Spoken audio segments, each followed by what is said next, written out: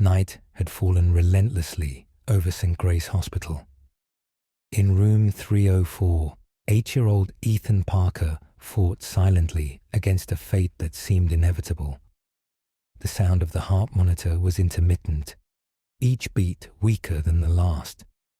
Sarah and Michael, his parents, sat beside the bed, unable to hold back their tears.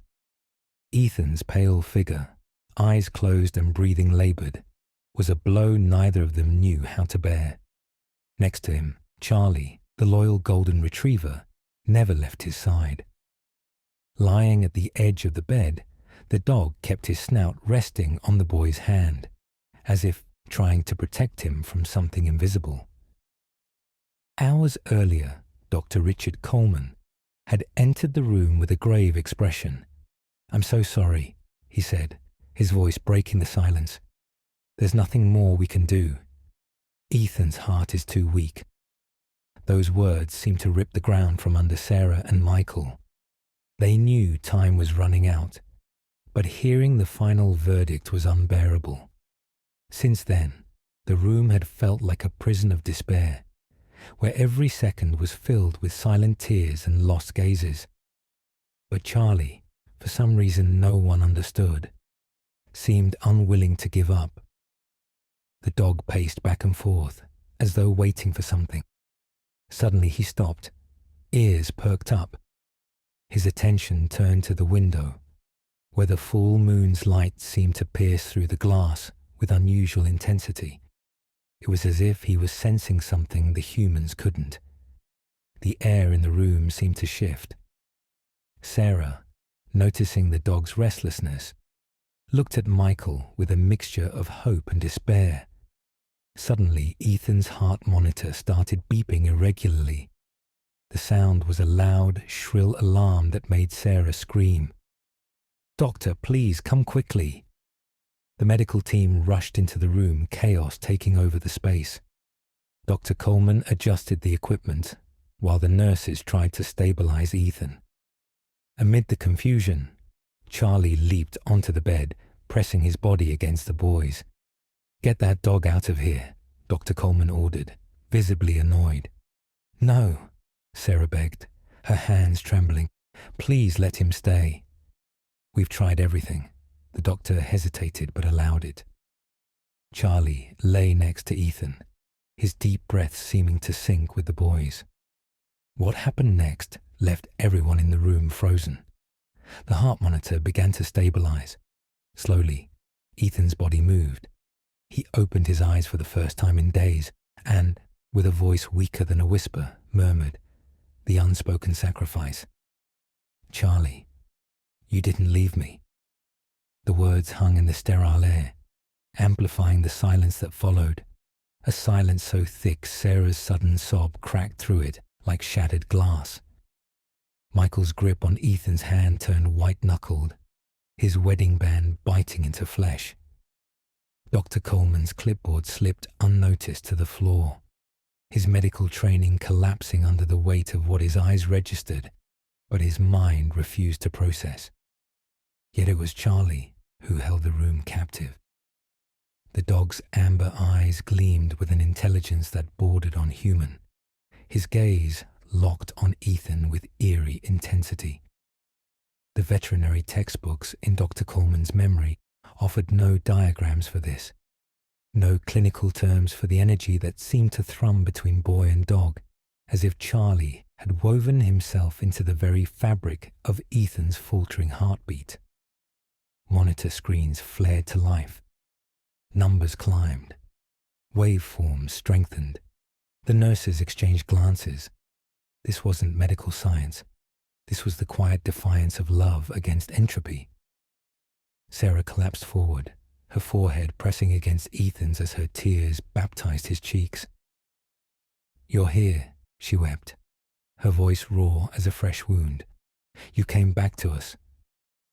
Dr. Coleman's stethoscope swayed like a pendulum as he leaned in.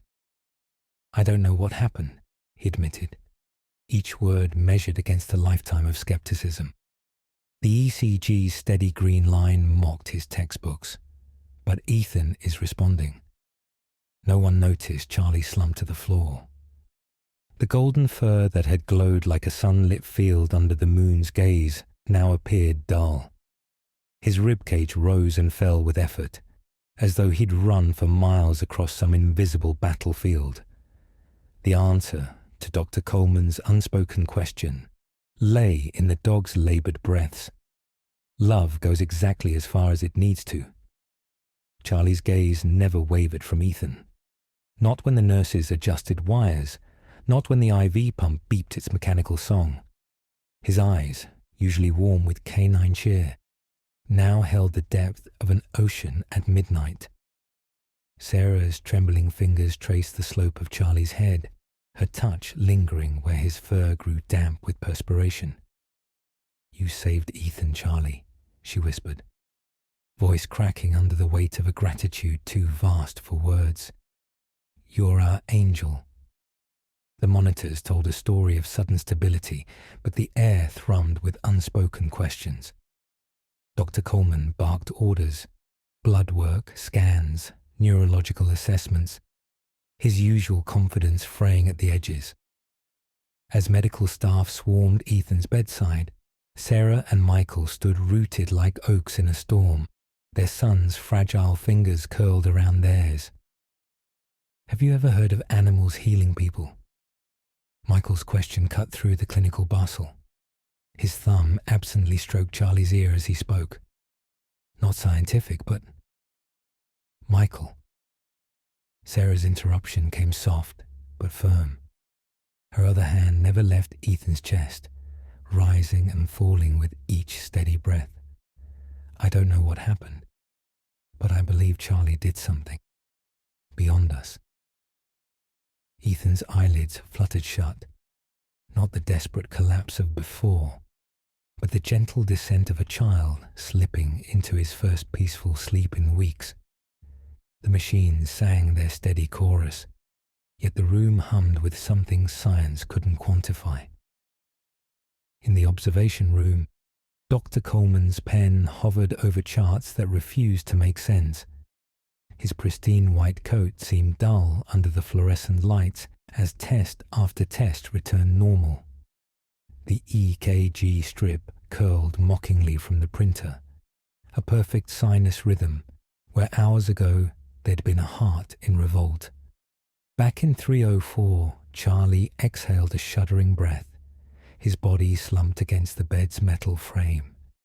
His tail gave one feeble thump when Ethan murmured in his sleep, as if some invisible tether still connected them.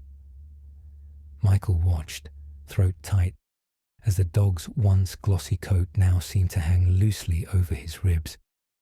The unspoken truth settled over them. Whatever magic had happened here, it came at a cost. The memory surfaced like a long-forgotten dream. His grandfather's voice, rough as tree bark, telling tales by the fireside. When love runs deeper than blood, a dog's heart can beat for two. Michael studied Charlie's labored breathing, the way the golden fur seemed to have lost its luster. The old folk tale suddenly didn't feel so impossible. "Sarah," he began cautiously, watching his wife's fingers tighten around Ethan's. "Charlie doesn't. He seems strange to you, not just tired, but like part of him is fading," Sarah finished, her thumb brushing over Ethan's knuckles. The realization dawned in her red-rimmed eyes. "He feels what Ethan feels, like they're connected," Michael whispered. The hospital sheets rustled as Ethan stirred. His eyelids fluttered open, really open this time, and the ghost of a smile touched his lips when he saw Charlie. "He was with me the whole time, Mom." Sarah's breath caught. This wasn't the weak murmur of before. Ethan's voice, though quiet, carried the certainty of sunrise after endless night. "When it was dark, when I felt alone, I could hear Charlie. He didn't let me go." The monitors continued their steady rhythm, but in that moment, the room hummed with something older than medicine. Charlie's tail thumped weakly against the floor, once, twice, as if answering a call only he and Ethan could hear. Michael's throat tightened as he stared at Charlie. The dog lay motionless except for the subtle twitch of his ears, poised between sleep and supernatural vigilance. How could a golden retriever bridge the gap between this world and wherever Ethan had been? The question coiled around his ribs like barbed wire. Later, when the hospital's fluorescent hum replaced daytime chaos, Sarah sat frozen at Ethan's whispered confession. "Mom, when I was in that dark place, I heard a voice." Her fingers turned to ice around her son's. Like Charlie was calling me. But not just him. Someone wanted me to stay, like it was important I didn't leave. The words hung in the antiseptic air, vibrating with impossible weight. Sarah's mind raced through every prayer she'd sobbed at Ethan's bedside. Had something answered? Charlie's heaving sides rose and fell in sync with the boy's breathing, their connection now pulsing like a shared heartbeat. Morning bled through the blinds, painting the room in ghostly silver. Ethan slept the untroubled sleep of the healed, while Charlie, Sarah's breath caught. The dog hadn't moved. Not for water, not for food. His muzzle remained pressed to the cold linoleum, eyes half-lidded but unblinking. A sentinel paying some invisible toll. "Michael," she whispered. "He hasn't left for even a second." Her husband's jaw worked silently. There was more. Something worse. Charlie's water bowl sat untouched. His favorite beef jerky lay ignored, and the way his fur no longer shone, but lay flat and dull as if part of him had crossed over with Ethan and hadn't fully returned. Michael knelt beside Charlie, his fingers sinking into the golden fur that once shimmered like autumn sunlight. The dog didn't lift his head, just turned weary eyes upward with a sigh that seemed to carry centuries of unspoken secrets. In that amber gaze swirled a sadness so profound it stole Michael's breath, mixed with something older, ancient, as if the dog had glimpsed behind life's curtain and returned changed. "Maybe he knows more than we realize," Michael whispered. More prayer than statement. A rustle of hospital sheets. Ethan was reaching small, pale fingers toward his guardian.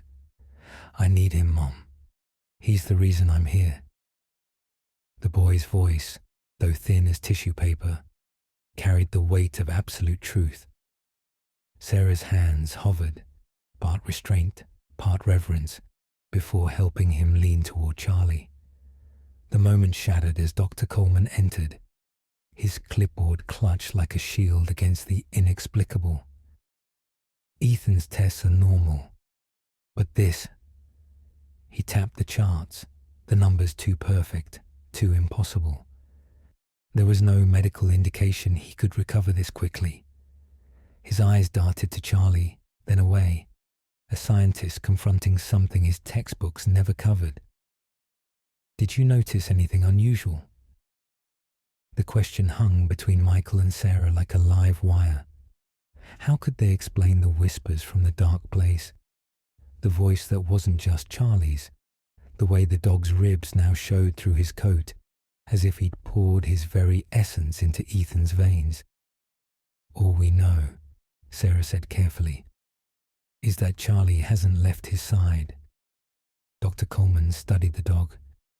Charlie met his gaze unflinching, those eyes holding knowledge no animal should possess. For the first time in his career, the doctor hesitated. "We'll continue monitoring, but this case..." He trailed off, the unspoken truth vibrating in the air. Some miracles refused to be quantified. When the doctor left Michael, the hospital window reflected Michael's hollow stare as he searched the ashen skyline for answers that wouldn't come. Behind him, Charlie's labored breaths filled the sterile silence, each exhale shallower than the last. The golden fur that once caught sunlight now looked bleached of vitality, clinging to a body that seemed to be disappearing before their eyes. Sarah's fingers twisted the edge of Ethan's blanket into knots as she watched the dog. Charlie hadn't touched his water bowl in 18 hours, hadn't wagged his tail when Ethan laughed, yet his muzzle remained pressed against the boy's ankle like an anchor holding him to this world. "Mom, I need Charlie to stay with me, even if he's tired." Ethan's voice, clearer now, stronger, sent fresh tears down Sarah's cheeks. The leash trembled in his small hands, its jingle the only sound Charlie didn't react to anymore. She couldn't refuse, not when every hour her son grew more present, while his guardian faded like a shadow at dawn. Michael's nails bit into his palms. The changes were undeniable. Charlie's ears no longer twitched at hallway noises. His tongue lolled listlessly between panting breaths. The vibrant dog who'd herded Ethan through childhood now moved like an old soul carrying centuries. Yet Ethan sat upright for the first time in weeks, color blooming in his cheeks, as if Charlie's very essence was transfusion enough. As night fell, Michael kept vigil over both his son and the creature who might have traded his own light to reignite Ethan's. The hospital's fluorescent buzz faded beneath a heavier truth. Some bonds operate on laws science hasn't discovered, and some debts once incurred demand payment in full. He rose and drifted into the hospital corridor, pausing beneath the window's cold glass. Outside, stars burned with unnatural brilliance, their light somehow ominous tonight. How is this possible? His fingers pressed against the pane. Why does it seem like Charlie's pouring his own life into Ethan? Returning, he found Sarah keeping vigil over their sleeping son. Charlie lay motionless at the bedside, his once bright eyes now dull yet unblinking, a four-legged sentry standing watch. The room held its breath, silent except for Ethan's shallow inhalations. Michael crouched beside the golden retriever, his throat tight. His fingers trembled as they brushed Charlie's head. "You're working some magic we'll never comprehend," he whispered. "But what's it taking from you?"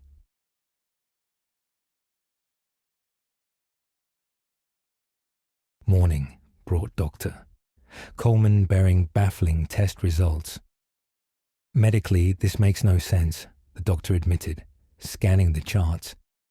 "Ethan's not just stable, he's thriving. If trends continue, discharge in days."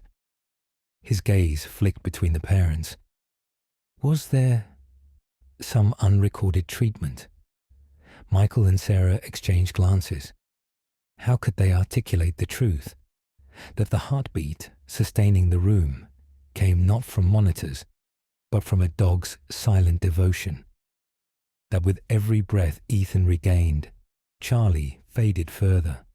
Some sacred exchange no science could measure.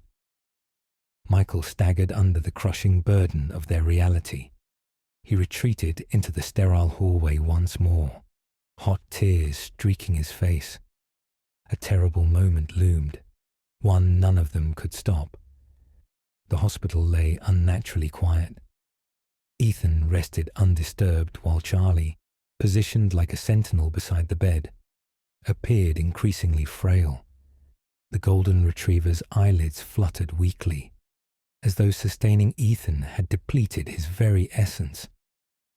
Sarah's chest tightened as she studied their devoted guardian. The unthinkable truth became unavoidable. Charlie was willingly surrendering himself. Moonlight spilled through the window where Michael stood paralyzed. Gratitude and remorse warred within him as he observed the dog's visible decline. Then Ethan stirred, his awakening gaze finding Charlie immediately. "Mom, Dad, he's exhausted," the boy murmured, voice thready but certain. "I know what he did. He saved me." Sarah's trembling fingers traced Charlie's head as tears fell freely. "Our brave hero," she choked out. "Now it's our turn to protect you." Michael forced conviction into his voice. "We'll help him recover, Ethan, just like you." But the boy shook his head slowly. "He guarded me in the darkness. Now, he needs to sleep." Michael slipped into the hospital garden, craving air untainted by antiseptic and despair. Moonlight pooled around him like liquid mercury. Then, a rustle of grass. Charlie stood beside him, ribs heaving with effort, yet his gaze burned with quiet resolve. Kneeling, Michael cradled the dog's graying muzzle. Tears blurred his vision. "You're trying to show me something," he realized, thumb brushing a damp streak below Charlie's eye. "But why does this feel like a farewell?" A single lick grazed his wrist before Charlie collapsed onto the dew-speckled lawn, his exhaustion at war with unshakable peace. Sarah read the truth in Michael's slumped shoulders when he returned. "What's wrong?" she demanded, fingers knotting in her sweater. "He's showing us this isn't random," Michael managed, voice fraying. "But we can't ignore what comes next." Dawn crept into room 304, heavy with unsaid words. Ethan, pale but alert, clutched Charlie's leash like a lifeline. The dog lay statue still, each labored breath a battle. Sarah fluffed pillows with mechanical precision, avoiding the terrible understanding taking root. Michael paused in the doorway, twin coffee cups steaming. The scene before him stole his breath. Sunlight gilding Ethan's fingers tangled in golden fur, Sarah's trembling touch along Charlie's spine. A silent pact thrummed between them all. "Still no improvement," Michael whispered, offering Sarah a cup. She swallowed hard. "He refuses to let go, even if it's killing him." Ethan turned to his parents, his whisper steady despite its fragility. "Mom, Dad, we need to help Charlie now. He saved me when nothing else could." The words cinched Michael's heart like a vice. His son was right. Yet how does one repay a debt written in something as precious as life itself? Before he could form a response, Ethan added, "He needs us, more than ever." That afternoon, Dr. Coleman entered with charts and cautious optimism. "Ethan's recovery is remarkable. At this rate, he could go home in days." The unspoken, "this shouldn't be possible," lingered beneath his professional tone. "But Charlie," Michael gestured to the listless golden retriever. The doctor's gaze flickered. "Stress, likely. Animals absorb our emotions." He hesitated. A vet could rule out other causes. By evening, Dr. Ellen Morrison knelt beside Charlie, her skilled hands moving over his body. "No fever, no injuries," she murmured, though her brow furrowed.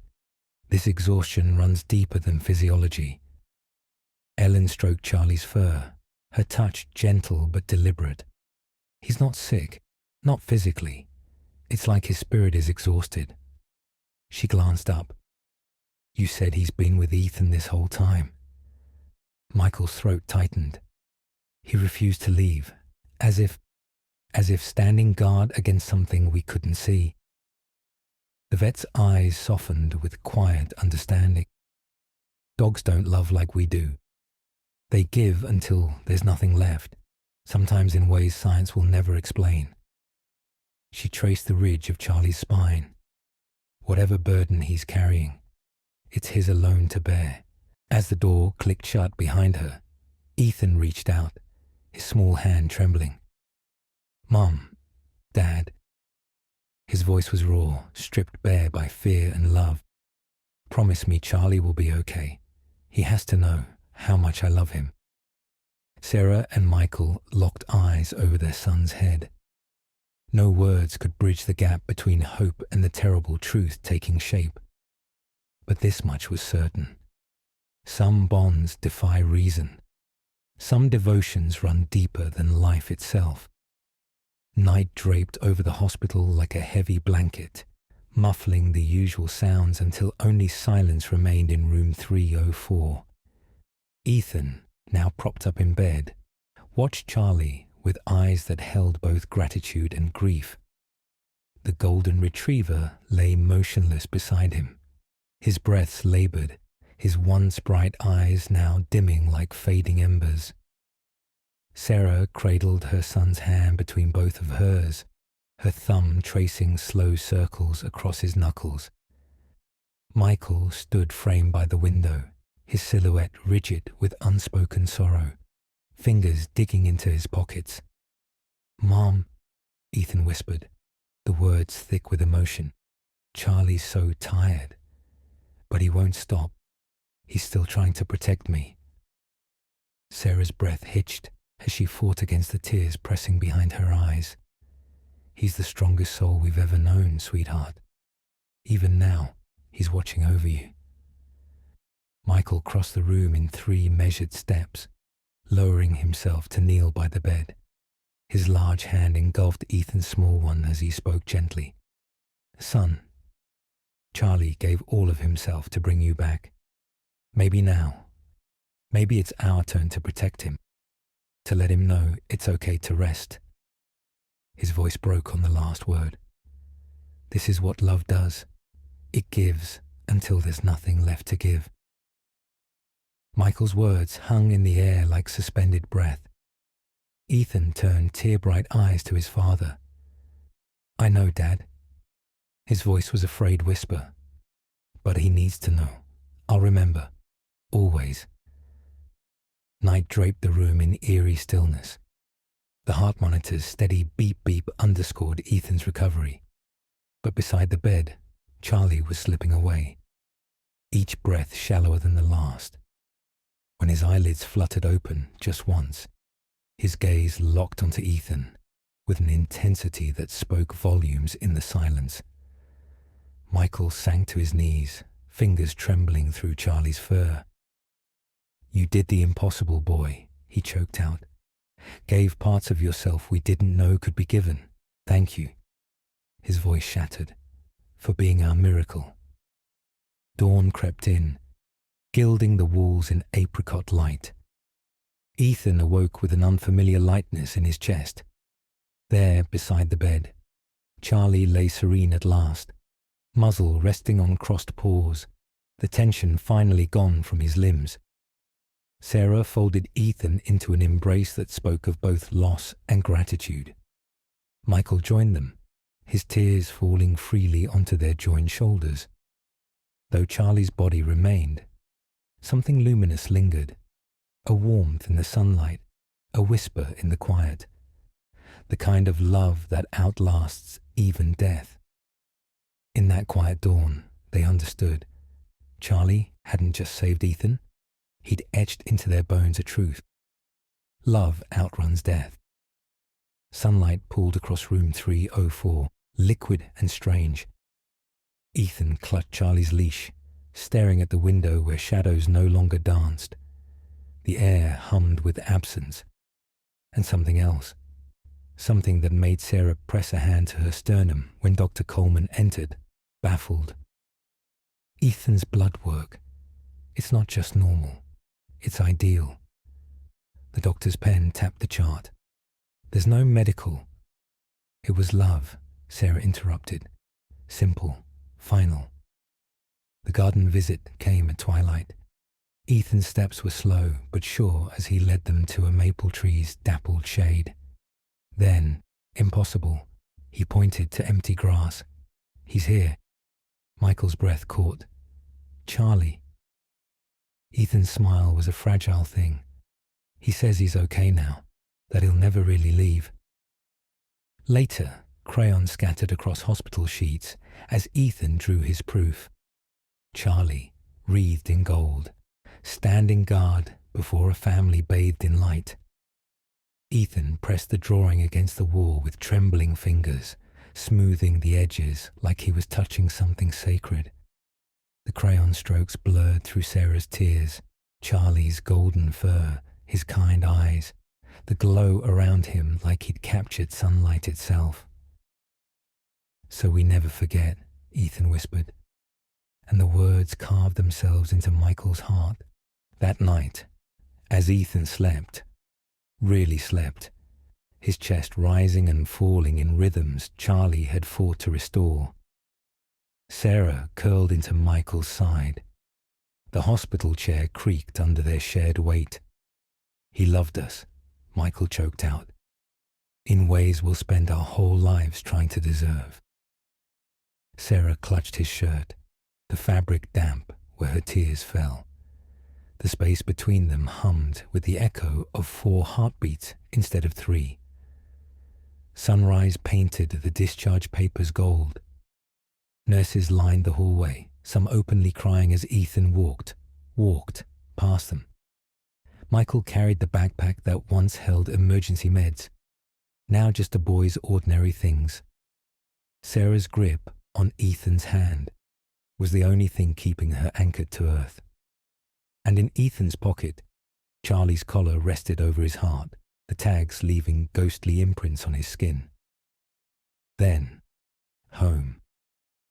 The front door swung open to silence. Charlie's water bowl sat untouched, dust already gathering. His favorite toy, the stuffed squirrel missing one ear, lay abandoned by the couch. Ethan fell to his knees beside it, pressing it to his face to breathe in the last traces of dog and love and miracles. And then, a sunbeam broke through the curtains, falling across the empty bed in a perfect golden rectangle, warm as a forehead kiss, bright as a wagging tail. Ethan smiled through his tears. "See, he's still here." Ethan's crayons moved across the paper with quiet certainty, streaks of emerald and sapphire blooming into fields where Charlie ran forever young, forever free.